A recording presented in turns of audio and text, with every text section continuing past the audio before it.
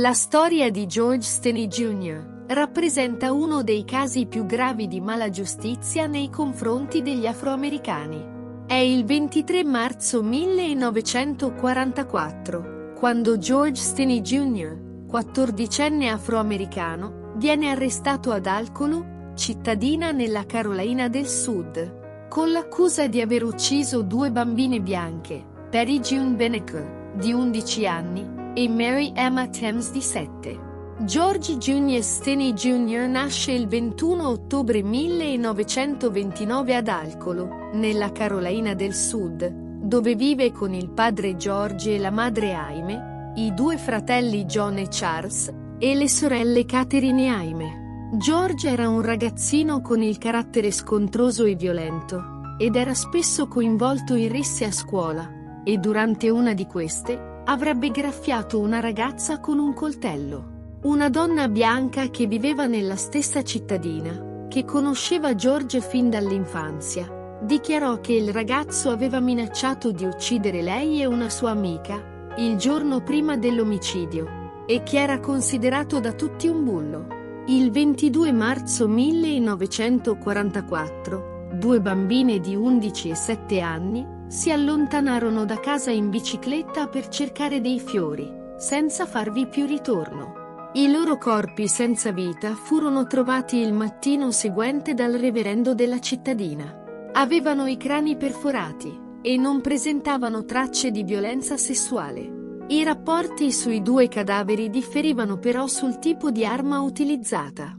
Secondo il medico legale, a causare le ferite fu uno strumento contundente, con una testa rotonda, dalle dimensioni di un martello, mentre secondo l'opinione pubblica si trattava di un pezzo di metallo, oppure di uno spuntone della ferrovia.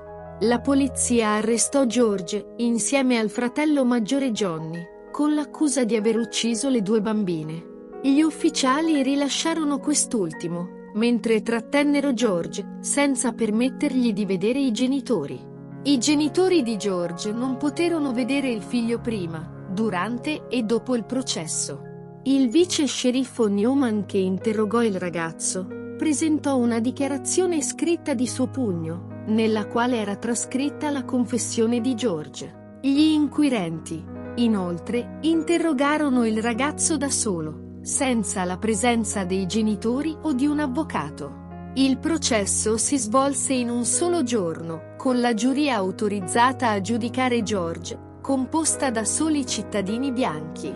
Si presentarono all'udienza più di 1000 persone, tutte bianche, mentre i neri non poterono accedere all'aula del tribunale. Il giudice nominò Charles Plowden come difensore d'ufficio di George, un commissario delle tasse in corsa per un ufficio politico locale. Egli non organizzò alcuna testimonianza in difesa di George e non fece controinterrogare i testimoni dell'accusa. La giuria si ritirò in camera di consiglio e dopo solo 10 minuti presentò un verdetto di colpevolezza. Il giudice condannò George Stanley alla pena di morte mediante sedia elettrica, senza concedergli la possibilità di ricorrere in appello.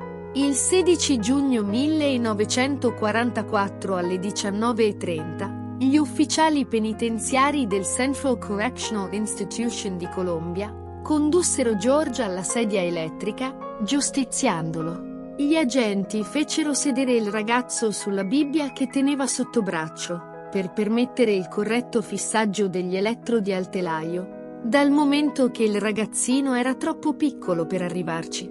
Inoltre, le dimensioni della maschera facciale non si adattavano alle proporzioni del viso di un minore di quell'età. Infatti, quando fu colpito dalla prima scarica di 2400 volt, la maschera che gli copriva il volto scivolò via, rivelando i suoi occhi spalancati, pieni di lacrime, e la schiuma alla bocca. Altre due scosse provocarono il decesso di Stanley. Durante l'esecuzione le sue mani si liberarono dalle cinghie che lo legavano alla sedia, a causa dei forti spasmi.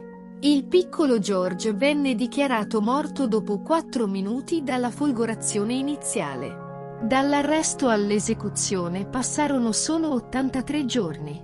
La vicenda subì una svolta nel 2004, quando George Frearson, uno storico locale, fece alcune ricerche sul caso, dopo aver letto un articolo di giornale a riguardo. Il suo lavoro attirò l'attenzione degli avvocati Steve Mackenzie e Matt Burgess, che si attivarono per fornire nuove prove a sostegno dell'innocenza di George Staney Jr. Una volta raccolte le prove sufficienti, il 25 ottobre 2013, Mackenzie e Burgess, insieme all'avvocato Ray Chandler, legale della famiglia di Staney, presentarono la richiesta per un nuovo processo, e il 17 dicembre 2014, il giudice della Corte di Circuito, Carmen Mullen, annullò la condanna di Staney. Egli affermò che George non aveva ricevuto un processo equo, poiché non era stato difeso in modo efficace. Frearson disse che il colpevole proveniva da una ricca famiglia bianca ed era stato coperto da uno o più membri della giuria, che aveva insistito per processare Staney. Il giudice stabilì che il ragazzo aveva confessato l'omicidio solo perché spaventato. Inoltre, il suo avvocato non aveva chiamato dei testimoni per difenderlo e non aveva esercitato il suo diritto di appello. Con questa sentenza si concluse una delle vicende più drammatiche della storia giudiziaria moderna. In definitiva, l'unica colpa di George Staney Jr. era stata quella di essere nato con un colore di pelle sbagliato.